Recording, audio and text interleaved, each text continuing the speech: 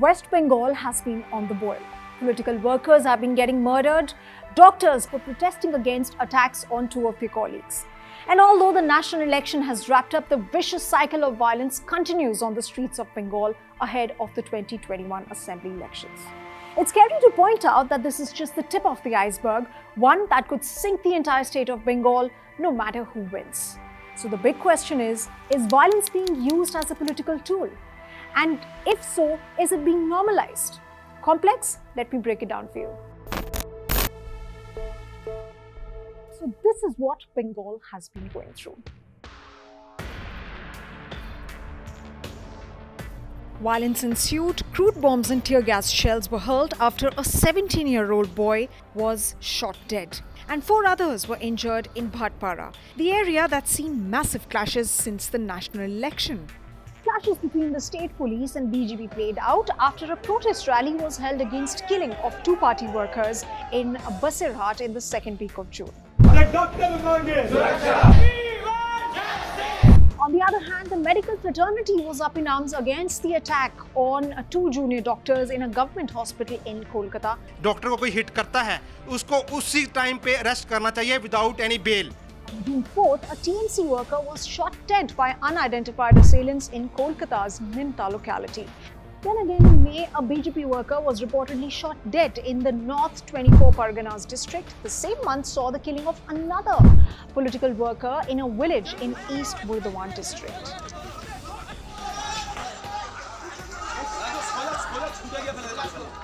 In fact, if there's one thing that will be remembered about the 2019 Lok Sabha polls, it is violence. Political murders, vandalism, vehicles torched, political workers and students getting attacked, including their families, booth capturing. So all of that pretty much dominated the headlines. So much so that the Election Commission had to stop political campaigning in the state 20 hours prior to voting, which in itself is an aberration.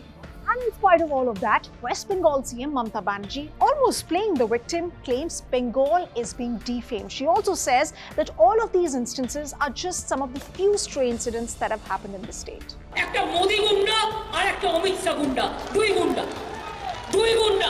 on the other hand, BJP and other voices within the right-wing ecosystem allege that Bengal has been anti-majority under the TMC and it has allowed violence to go unchecked. जिस प्रदेश का मुख्यमंत्री ये कहे कि हम 1-1 inch का बदला लेंगे, वहाँ कार्यकर्ता प्रमुख होंगे। क्या जवाब है ममता जी के पास? कौन इंसाफ फैला रहा है? टीएमसी के गुंडों ने जिस प्रकार की हिंसा यहाँ फैला रखी है, उसके कारण गणतंत्र बदनाम हुआ है। Now let's take a look at some of the figures. Political violence has claimed lives from both parties, the BJP as well as the TMC. 25 political workers were killed during the Panchayat polls. Then 33% of Panchayat seats went uncontested during those polls because the contestants were intimidated. Again, 42 BJP workers were murdered during the Lok Sabha polls in 2019. Then again, at least 5 BJP and 6 TMC workers were killed post Lok Sabha election results. If we look at some figures from the Ministry of Home Affairs, from 36 deaths in 2016, 96 in 2018, 26 deaths have already taken place in 2019 till date. In fact, it's widely believed that violence is stemming from Mamata Banerjee's fierce will to protect her bastion from the BJP, which was once considered to be a fringe player in Bengal. But things have changed drastically, and it recently gained significant ground in the national election. 18 seats this year from just 2 in 2014.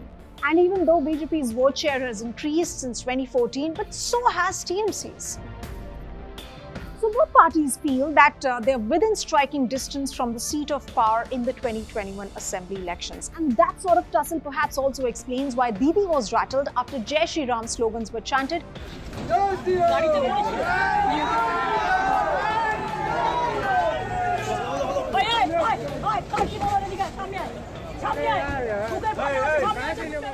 And yes, who doesn't remember the diktat on speaking Bengali in the state?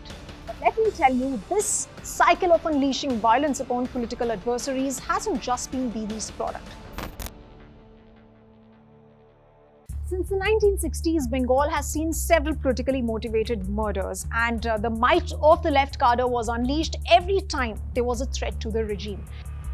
Then catapulted by land agitations in Singrur and Nandigram, the TMC was seen as a good alternative by people. But they were wrong. Between 2008 and 2019, the TMC not only ruled, but it also became the sole dominant political party in Bengal. However, as BJP MP Swapan Das Gupta points out in this article, the violence never stopped. Unless the political leadership of both ruling and opposition parties are willing to shun violence as a political tool, things will not improve. If not Mamta, can the BJP use its new status in the state to appeal for peace? It cannot take people from parties whose netas have dubious records, because remember again, this normalization of violence as a political tool has to end somewhere.